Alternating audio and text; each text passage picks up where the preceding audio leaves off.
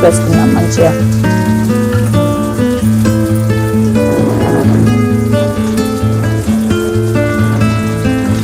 అయిపోయింది, ఇంకా fish close చేసేసి పెట్టేసి.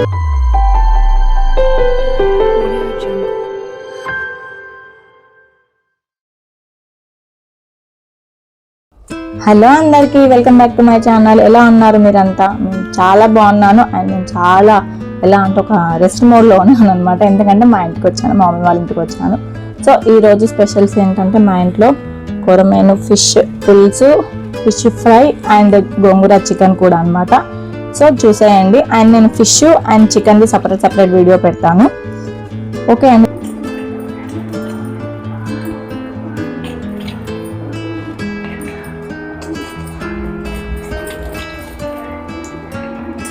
ఇది కేజీన్నర ఫిష్, కొరమేను ఫిష్ మంచిగా ఒక 2-3 టైమ్స్ సాల్ట్ అండ్ లెమన్తో మంచిగా వాష్ చేసుకున్నాము.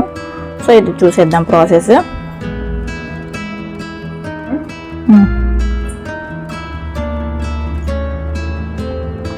సో ఇందులో కొన్ని పీసెస్ మా పిల్లలకి ఫ్రై కని తీసాము. సో ఇది ఇప్పుడు కేజీ ఉంటుంది. కేజీకి ఒక ఫుల్ పెద్ద నిమ్మకాయని మొత్తం ఇలా స్క్వీజ్ చేసుకోండి రసం అనేది, ఎందుకంటే దానివల్ల ముక్క అనేది గట్టి పడుతుంది.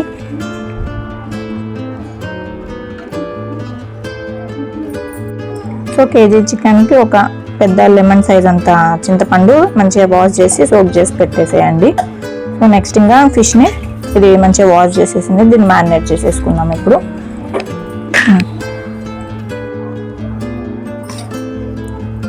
కేజీ ఫిష్కి టీ స్పూన్తో ఒక 5 స్పూన్స్ వేస్తుంది.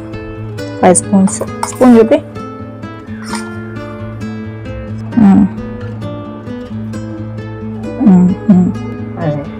సో మొత్తం 5 స్పూన్స్ వేసింది. ఇది ఉప్పు కలిపిన కారం అండి, ఇది ఉప్పు కలిపిన కారం కాబట్టి ఉప్పు ఎంత పడుతుంది మళ్ళీ 1 స్పూన్కి, అంటే ఉప్పు కలిపేసినావు ఆల్రెడీ, మళ్ళీ తర్వాత చూసి. ఇది కేజీ ఫిష్కి 5 స్పూన్స్ వేసింది కారం టీ స్పూన్తో. ఇది ఆల్రెడీ ఉప్పు కలిపిన కారం అనమాట. సో ఇంకా ఉప్పు అవసరం లేదు. ఉప్పు ఎలా అంటే 1 స్పూన్ కారంకి 1/2 స్పూన్ ఉప్పు కలిపింది అనమాట. అలా రేషియో 1:1. ధనియాల పొడి,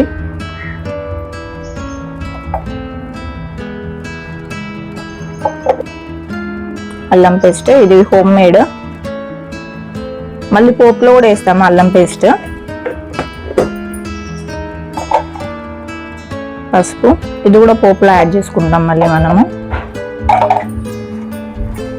సో ఇది మంచిగా మ్యారినేట్ చేసేసుకొని పక్కకు పెట్టేసుకుందాము.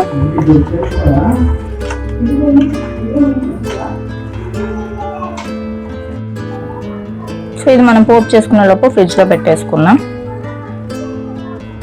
ఇవి 3 ఆనియన్స్, బిగ్ సైజ్వి ఒక 3 ఆనియన్స్ కేజీ ఫిష్ కర్రీకి.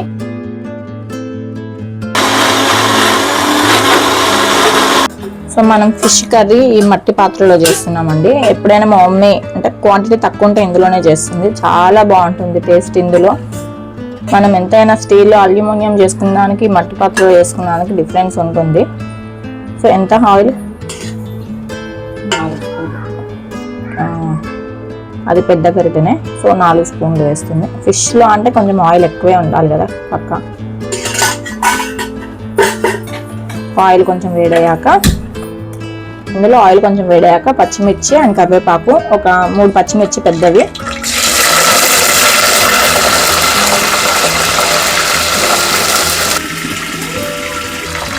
ఇప్పుడు ఇందులో మనం ఇంత నూనె పెట్టుకున్నాం కదా ఆనియన్ టమాటా పేస్ట్,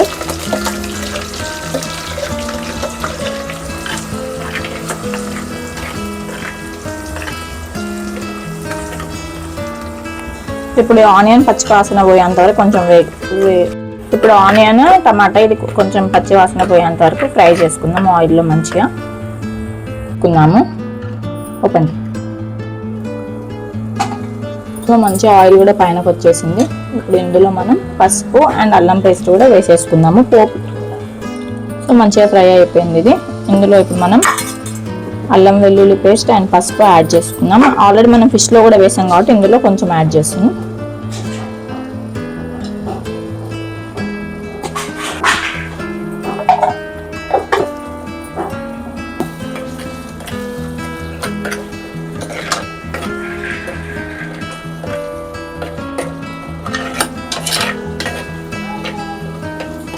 సో ఇది కూడా కాస్త ఫ్రై చేసుకుందాం. అల్లం వెల్లుల్లి పేస్ట్ కూడా పచ్చివాసన పోయేంత వరకు ఫ్రై చేసుకుందాం.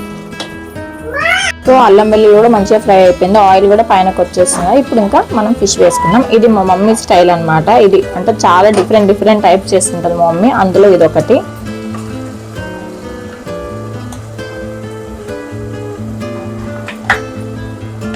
కొరమీను ఫిష్ ఇది.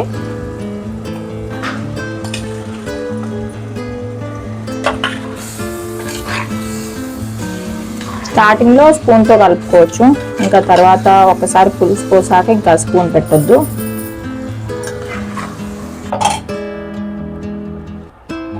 క్యాప్ పెట్టేసుకుందాం.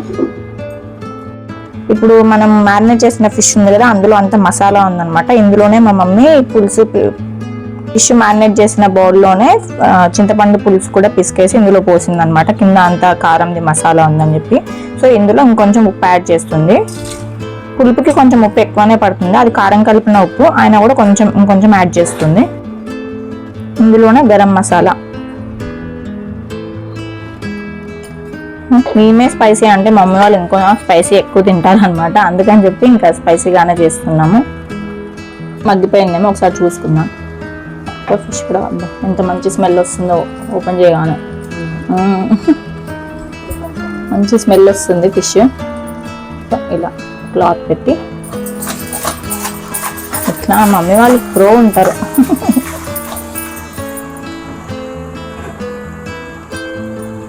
ఒకసారి కింద నుంచి మొత్తం కలిపేసుకొని మనం పులుసులో ఇవన్నీ వేసి కలుపుకున్నాం కదా, సో ఇది యాడ్ చేసేస్తాం.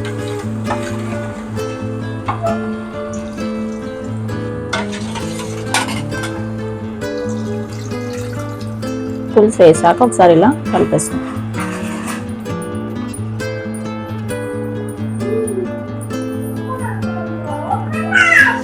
ఇప్పుడు అన్ని మనం స్పైసెస్ అన్నీ యాడ్ చేసాము. లాస్ట్లో ఒక జీలకర్ర మెంతులు కూడా యాడ్ చేయాలి. సో ఇది మంచిగా బాయిల్ చేసుకోవాలన్నమాట. ఇప్పుడు మసాలా పెట్టుకుందాం. ఇట్లా మంచిగా బాయిల్ అవ్వాలి, ఆయిల్ అంతా పైనకి వచ్చేంతవరకు చూసుకుందాం. ఒకసారి ఇది మంచిగా బాయిల్ అవుతుంది.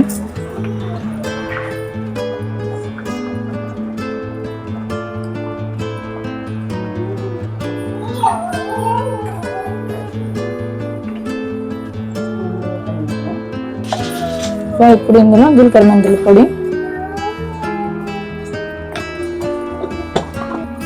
అది కూడా కలిపేసుకుందాం మంచిగా.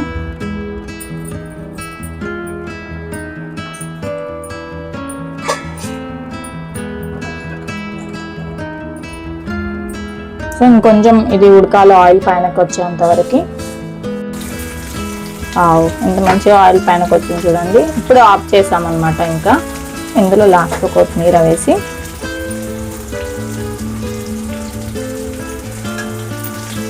స్మెల్ కూడా చాలా బాగా వస్తుంది అసలు. కలిపేసుకుందాం మంచిగా.